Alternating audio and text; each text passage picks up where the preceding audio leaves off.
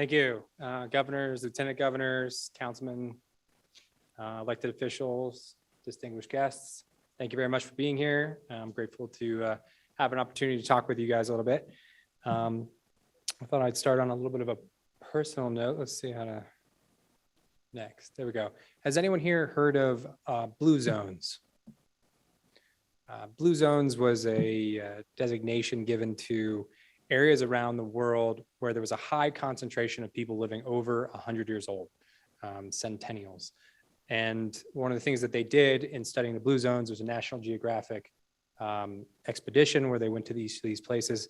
One of the places was in Japan, and there was this community of massive amount of people living over 100 years old, and they all had what was called an ikigai. And an ikigai is loosely translated as that which makes life worth living. Essentially having a purpose for these folks gave them a reason to live longer and live healthier, more better lives. And so one of the ideas was to have your own ikigai. And so I thought I'd just share my ikigai, which is to demonstrate and teach living in balance with the energies of nature. And it's something I decided that as an engineer and a designer and someone who cared about our climate and the health of our planet, wanting to be a teacher and also demonstrate in my own life, and using my privilege to be able to get a loan on solar, renovate my house to be 100% electric, and drive an electric vehicle so I could live 100% offset by solar energy in my own life and for my family. So I just thought I'd share a little background with me. So, Affordable Solar is really proud to be the financial sponsor of this event. We are based in Albuquerque, New Mexico. As Wayne mentioned yesterday, we started 23 years ago. We're a unique company in that we're all the way from 10 solar panels on a house, even sometimes 4 solar panels for an add-on for somebody's system. We also do commercial and large utility scale projects, as these fellows over here are doing. We are dedicated to serving our local community here. This is just one of our favorite photos. These are just all residential homes that we've done in the past probably 3 or 4 years alone. We do about 10% of the residential in the state. Any given year, maybe 20% of the commercial projects, sometimes more. And we do a lot of the utility scale work, which we've been able to export New Mexico ingenuity and jobs out of New Mexico, which is unique. And we've been doing some projects in California and in Texas and Nevada. We've done about 1/5 of the battery projects for utility projects in the country last year, which is really exciting. And about 70% of the solar panels installed in the state, we installed. So it's a great company. We're really excited. We're creating a lot of jobs here and getting to do solar. And I'll say this, we always hear solar in New Mexico is number 2, right? Number 2 in the country. We're actually number 1 in the country for solar output. So the reason is because Arizona has a little bit more solar than we do, but it doesn't make as much solar because it's hotter there. So New Mexico has better temperatures. And so our solar panels are actually the highest output in the country. So which is really exciting. And I'd like to get the record straight there. We're number 1. So let's talk about a little bit about community solar and why. So just to kick this off, community solar is a mechanism for off-taking solar, and you can just do net metering. We already have net metering rules. All the homes and could be going solar, but it costs more. And part of the reason to do these utility scale projects is that they are more cost effective. And it's a avenue to do solar at in a way that's actually going to be even better for the grid because it produces earlier and longer using these trackers that are on utility scale projects. But again, community solar, it doesn't have to be an or. You can do smaller projects within your community as well. So that it's definitely not an or. Affordable Solar is a developer, which means that we help you develop the projects. We help finance the initial designs. And then we also do what's called EPC, which is just basically general contracting. And then community solar also has subscription management. A lot of folks will want to either manage the subscribers on their own, which is definitely a possibility for the tribes, or either hiring or partnering with a subscription manager. And we've talked about this a little bit more, but mainly what I want to talk about is the process from start to finish. So you have an idea of how long it's going to take, what it's going to take, and what are some of the things you're going to be looking out for along the way. And so we'll kind of go through this timeline here. How long could this take? I think, let's see. This wasn't as good of an idea, this transition thing here. So going through the process here, and I'll show you a little bit more on the timeline. Site selection could happen right now for tribes. You don't necessarily have to wait for the rulemaking before working on site selection, and thinking about what the financing options are that can all be working on right now in getting ready for what's the financing going to look like. We'll talk about the interconnections and how long those interconnections are taking right now. Luis talked about having patience, and it's going to be a patient process. And then the actual installation and procurement of equipment, once the project's approved by the utility, could take 8 months to a year. So you're looking at potentially 2 years before the projects are starting to cash flow. And then probably really 3 years before you have your first year of cash flow, when you have some meaningful amounts of dollars that are going to be injected into your communities. So I wanted to give that perspective. So site selection, interconnection viability is one of the most important things. We're blessed with a good amount of land in New Mexico, but topography is super important of that land, and then the size and shape of that land, and then your cultural considerations, but then interconnection viability. You're going to be most constrained by how good is the wire that you have near this open piece of land. And you're wanting to be close to those 3 lines, not a single line, a 3 line, and not a transmission line, which we'll talk about as well. The closer to the substation, typically that means that the wire is going to be more robust and is going to be able to carry more solar. Single megawatt projects, 2 megawatt projects, you can have kind of an okay 3-phase line, but if you want to do a 5 megawatt project, if you'd like to do a 10 megawatt project, you're going to need a robust line, which likely would mean that the utility will need to upgrade that line if you do want to use that location. And you're going to have to figure out how much that's going to cost. And so that's what we'll talk about as well. So 3-phase lines, not the single phase line, and not transmission lines. So the Jicarilla project is on a transmission line. So that's different than community solar. That's an opportunity for a large developer to come in and lease your land, which is another economic route. But that's not what community solar is. Community solar is on the distribution, which is those 3 lines going throughout. So when you're driving around, that's what you're looking up, and you're looking around, and that's what I do all the time. You're just looking for those 3-phase lines. And you're not looking for this land. Civil work is pretty substantial if you're working on places that are not relatively flat. It doesn't have to be perfectly flat. Our projects can work around that. But you're if there's brush and small trees, that's perfectly reasonable too, but you're much more looking for this. And that's what you're looking for. And size, constantly we're asked, what size am I looking for? If you have an optimal layout, nice rectangular site, you could be doing about 30 acres. And in 30 acres, you could easily fit about 7 megawatts of solar. So not a lot of land really. And you got some areas right there, rectangular, square, those kinds of things. And what I'm showing here is a vertical north-south, because those panels are on single axis trackers. There's fixed tilt, there's single axis tracker, and then there's dual trackers. So you've driven to Santa Fe and you've seen those trackers always facing the wrong direction on the National Guard going up to Santa Fe. So we recently cut the wires on those things and just fixed them south because they're constantly breaking. And originally, the dual axis tracker made a lot of sense because solar panels are really expensive. But now that solar panels pricing have come down, single axis tracker is really primarily used even on 1 megawatt and up nowadays.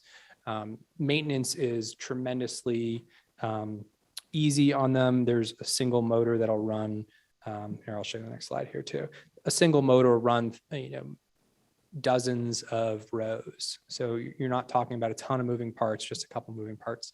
So these are some less efficient sites that we were picking. And what that just means is that you can fit less solar in the same area. So if you can find a nice rectangular site, we can fit a lot more solar and take up less land. But we can definitely work in other less optimals, as you can tell here. So, once you found a piece of land that you feel like is a good fit for using for solar, that's kind of the easy part. The hard part is it a good piece of land for interconnecting? And there's not really a way that you can go out and just look at the line and say, that's a great line. You really need to do what's called the pre-application. And that pre-application is going to look something like this. The pre-application is going to show you all of the distribution lines in your area and which distribution lines are going to be your limiting lines. So you can see the 3.3 miles of limiting conductor. So that limiting conductor there means that that line can only handle about 2 megawatts before it's overloaded according to the utility. So that means that this site that we picked here can't be a 5 megawatt site like we wanted it to be. It would need to be a 2 megawatt site unless we paid for 3.3 miles of new, more robust wire. So that's not a cost that the utility is going to pay. You are going to need to pay that as part of the project if you'd like to do a bigger site. And so that's a huge consideration and a big deal. We've put in dozens of applications across the state working on community solar projects. And more often than not, we're finding that most lines are limited, for sure, definitely limited. So luckily, sometimes you find some lines that there's shorter amounts of limitations, but otherwise you're really limited.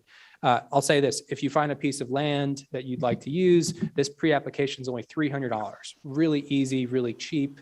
However, there are about 1,000 megawatts of pre-applications into PNM right now. 1,000 megawatts for community solar, private community solar. And their 15 business days is 4 to 5 months right now to get this report back. So if you pick out a site right now, minimum 4 to 5 months before you're going to get any feedback on if that's a viable site or not. I put in an application in May and I got it back yesterday, beginning of May. And so that's really difficult when you're planning, and that's really going to move out your timelines. It's not an immediate process, and we need you guys to know how difficult that's going to be and how it's really easy, low barrier to entry to put that in, but it's also backing up the process because of that. And then let's say you liked that site and you'd like to know how much is PNM going to charge you to upgrade that wire. So for them to do this study to check the feasibility of you interconnecting, that's going to cost $50,000. So a little bit more than $300. That's $50,000. And now that 60-day process is more like 5 to 12 months right now. So if you'd like to know how much that's going to cost for you to upgrade or get permission to just do 2 megawatts, if you'd like to do a 2 megawatt system and not need to go through the upgrades, that's sort of what you're looking at right here. I mean, we've got projects in there right now and that are 4 months in, and I don't know if they've really even started the reviews on that.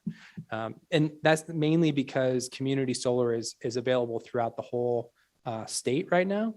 And they're taking up a lot of the capacity because they started the day, even I'd say a month before the bill passed, folks were starting, out-of-state contractors were coming in and saying, this is going to be a program we want to be a part of. Let's start the process. So they started in February this year.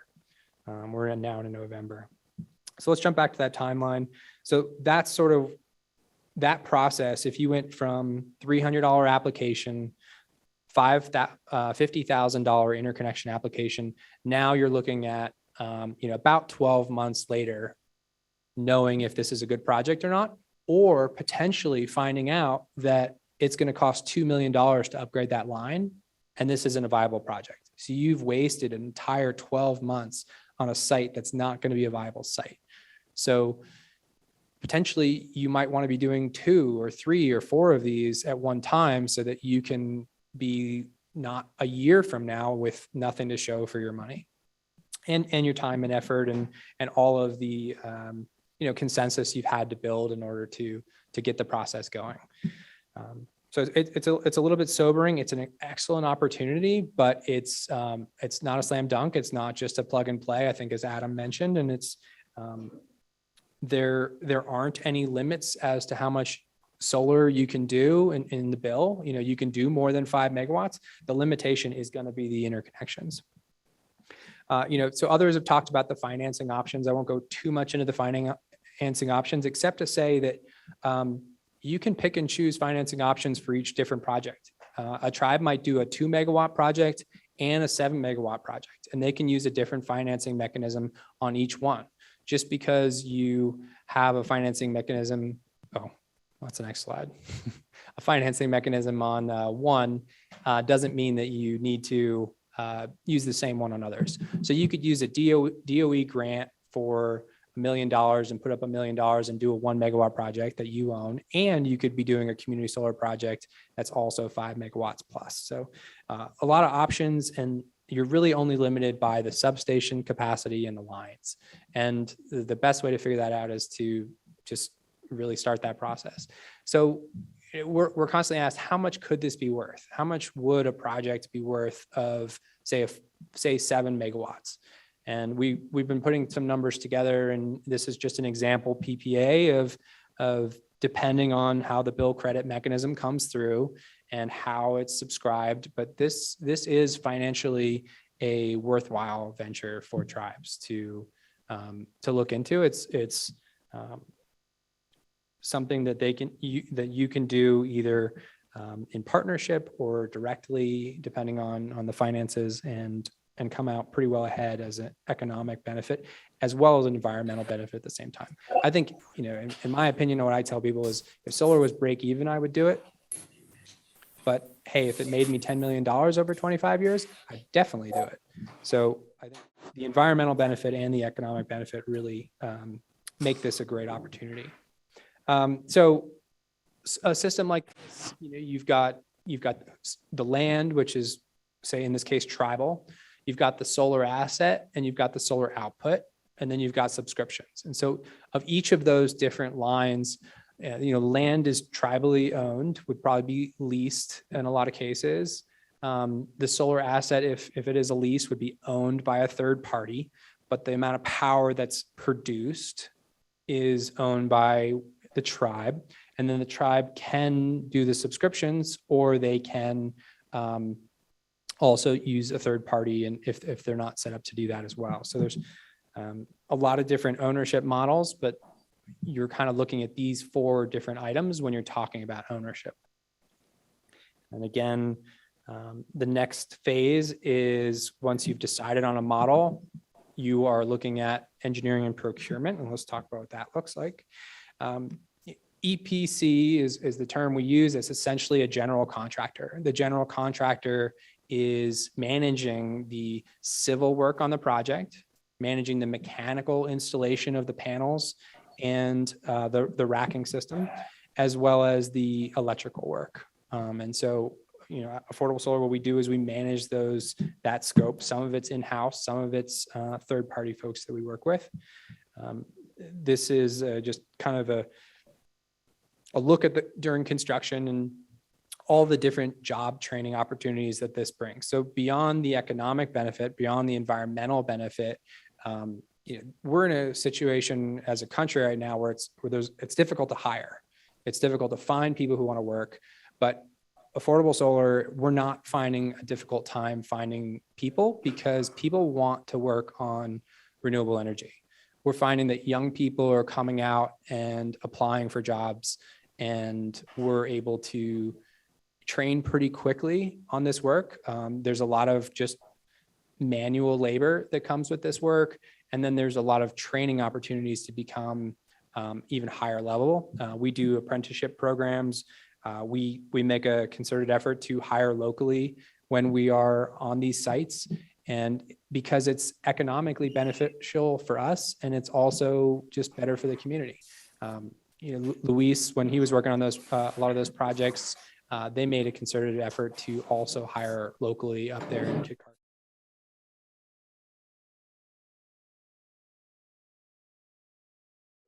They're also emotionally tied to those projects as well, because they're the ones working on it. We're getting emails kind of a couple a week with all the different folks that we've hired in all these different positions. So there's a ton of different opportunities for people. I also mentioned that we are working on an affirmative action plan and policy for specifically hiring Native individuals as a priority.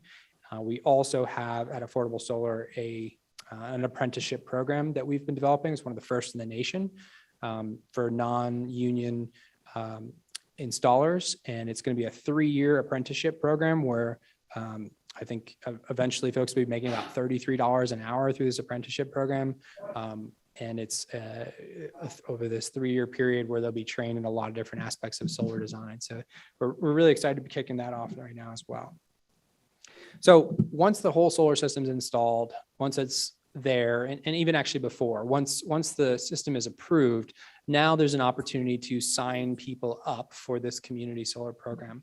And what it means to sign people up is to say that there's going to be a certain amount of subscription holders. And I really like this next slide, actually, because it talks about who owns each part of this community solar facility. And a big part of that is instead of putting it on each individual house, now you're out in this field and you're just giving each individual customer a piece of this field of solar panels.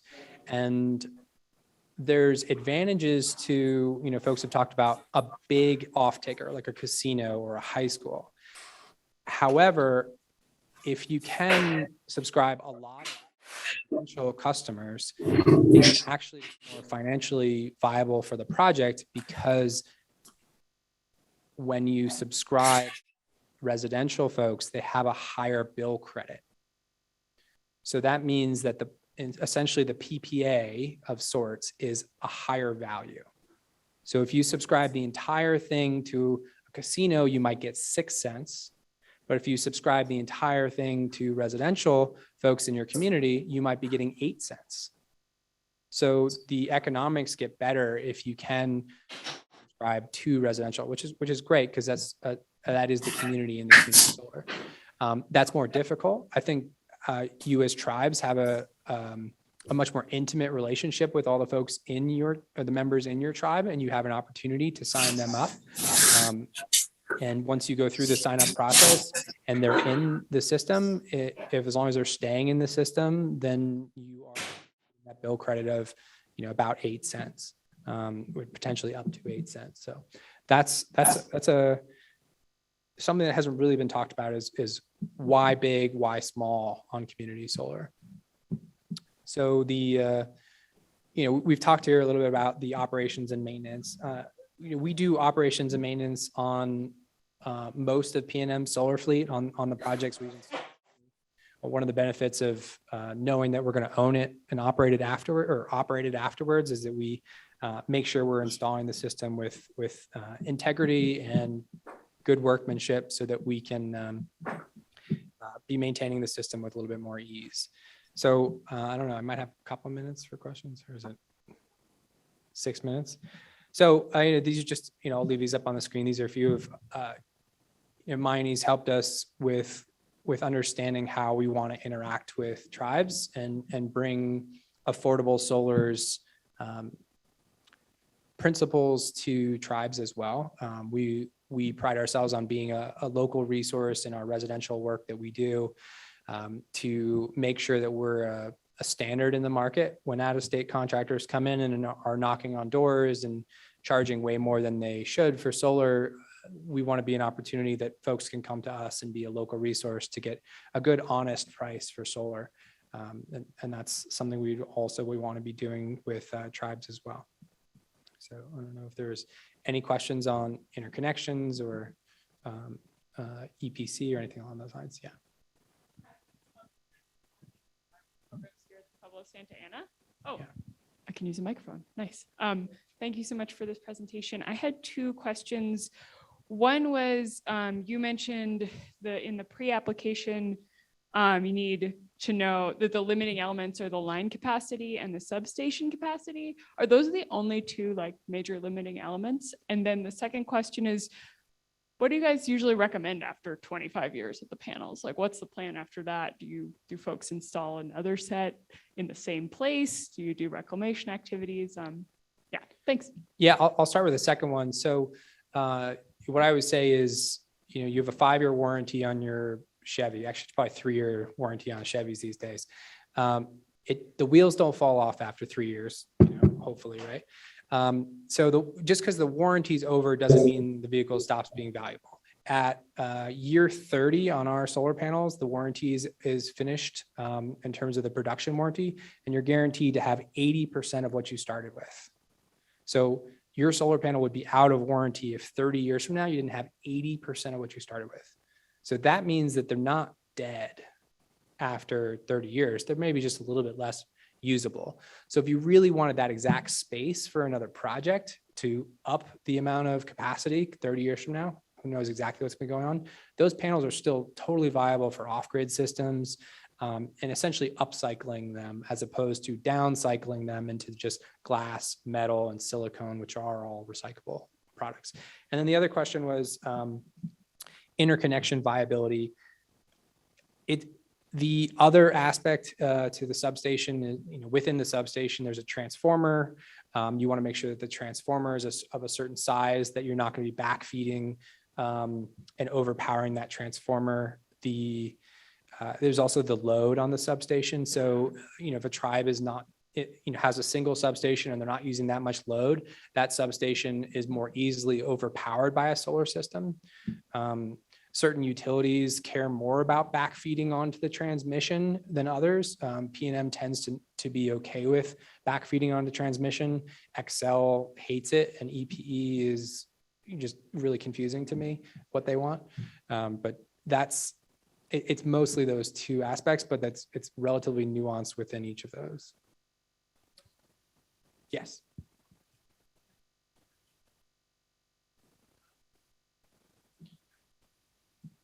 Yeah, so a fantastic option that the tribes have is that you do not need to sell the subscriptions to the tribes. You can find a high-paying company that has a really high electric bill, and you can sell the subscriptions to that entity. You could sell the entire thing or subscribe the entire thing to them. And let's say that increases the amount of income to the tribe. That can then just be passed on to members the way that Picarise does it, just essentially a bill credit. But rather than a bill credit on their actual electric bills, it might just be more like a deposit for them. Each tribal member gets $100 a month at benefit, as opposed to just having them subscribe and then them saving $20 a month, for example. It's sort of just an accounting question. Hello.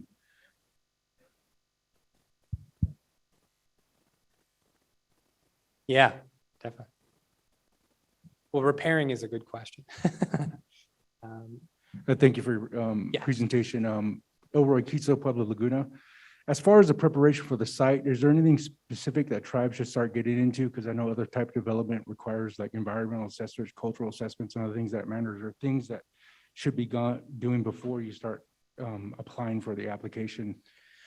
Yeah, I'd say most of those are, necessary to be done, those studies, but they're not typically going to preclude a project often from being viable.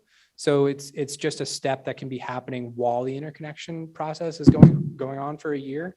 There might be some initial ones that you want to do that could preclude the project from being viable if there was a cultural consideration on that site that wasn't immediately known or previously known. That could be done first. But a lot of those other essentially permitting and items can be done while the actual interconnection is going. Yeah, one more. Sure.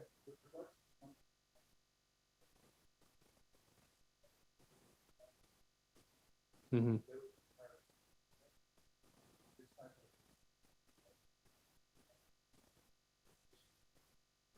Yeah, great question. So what I think the question is, what's required to do a pre-app? So all that's required to do a pre-app is to have $300. You don't have to have site control. You don't have to have anything. Anybody could check your site for you. So, if you wanted to, we could do a study for $300 on your site. For the interconnection application, what's required is site control. So you need to own the site, but as long as whoever's submitting the application can demonstrate that they're submitting it on behalf of somebody, that's all that's required. Funding is not required in order to start that 9 to 12 month process of interconnection. So you don't have to have an EPC. You don't have to have a price from an EPC. You don't have to have a funding mechanism. You can start that at any time. I'm a big advocate of tribes working with third parties like owners' representatives. A lot of times owners' representatives are a relatively inexpensive way to get an expert that's non-biased. And so we work with a lot of third party owners' representatives. And sometimes, you can find DOE funding for those folks as well. We've even at times when we've worked on projects, hired and paid for that third party representative so that as part of the project, so that we could have just that level of transparency between us and the owner, that they were, could be sure that we were giving them good, viable answers, honest answers.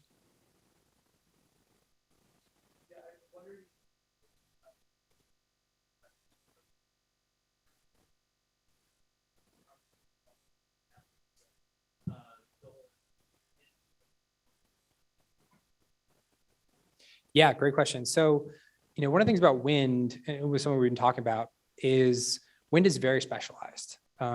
They're constantly getting bigger and bigger and bigger with the actual turbines, to the point where some turbines now are like 13 megawatts a turbine, which is just crazy big. So those things are, 300 feet tall and absolutely massive, super specialized work. When we go 300 megawatts, that just means that we're doing 1 megawatt 300 times. It's no difference in terms of skill or ability. We're just getting bigger and longer. And that just means we need more people to do the same work. So it's the electrical work is something that, if you go through the apprenticeship program and you get an electrical certification, you don't even have to do solar with that. You can do, buildings and other things. Electrical contractors are really well paid and can do that in a lot of different ways. It's also, there's a ton of other jobs with solar, with the safety, with the project managers. All those translate to other positions, and folks from oil and gas can come into those positions as well. We're constantly looking for great superintendents and project managers that could come from a oil and gas site, or a mining site or an extraction site. And those skills really translate quickly to solar, because it's organizing people, organizing teams of 8 to 10 and working on the ground. Not with a lot of heavy machinery, a lot of, just turning wrenches and manually putting panels up and putting them together and those kinds of things. Like the specifics on our apprenticeship program, we were hoping to have some pamphlets on that. We're still finalizing the program with the state right now. Great. Well, I appreciate everybody's time, and I stand between you and lunch, so I'll stop doing that. And thank you very much.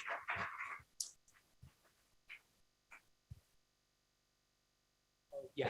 So there was a solar tour that we were going to do, but we decided to more focus that individually. So if folks want to reach out, we have 2 10 megawatt sites that we did for PNM and Facebook on the west side near Laguna. And so if you want to see the scale and the size and how it feels to be out there, and the workmanship, we're happy to take folks on tour and group them up. So just reach out to me or Miney if you have any questions on that. And we'd love to meet with you and talk to you about site selection and those other specifics specific to your tribe, and let you know how many projects you could do. We'd be happy to run you through all that. Wayne. One more question. One more question? Yeah, sure.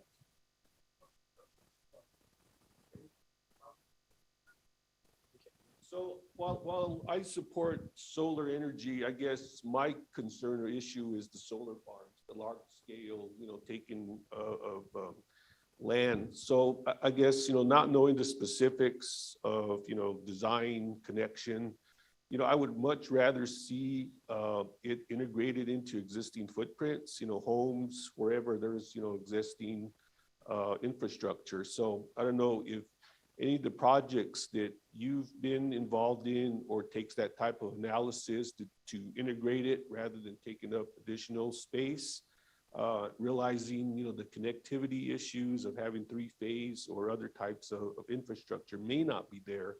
But, personally, I'd rather see that approach first than, taking additional space. So thank you very much. That's a great question. And that's a big consideration. My goal is to educate and let you know the opportunities and the options. But each of you has your own set of criteria for making a decision. We do find that it makes more power on the ground. It's sometimes cheaper than rooftop on big projects. So that's the information we're going to give you, but it's ultimately your decision on the best place for you and your tribe. We did just finish a 2.4 megawatt solar system on the roof of Tempur-Pedic's factory on the west side. And so you don't even know if you drive by that they have solar, which to me is, I love to see it. That's just my point of view, but it can be hidden. It can be on top of casinos, and all that can be done under existing rules without as much difficulty as community solar, but also without the economic potentials as well. But that has to be evaluated by each individual tribe. Thanks.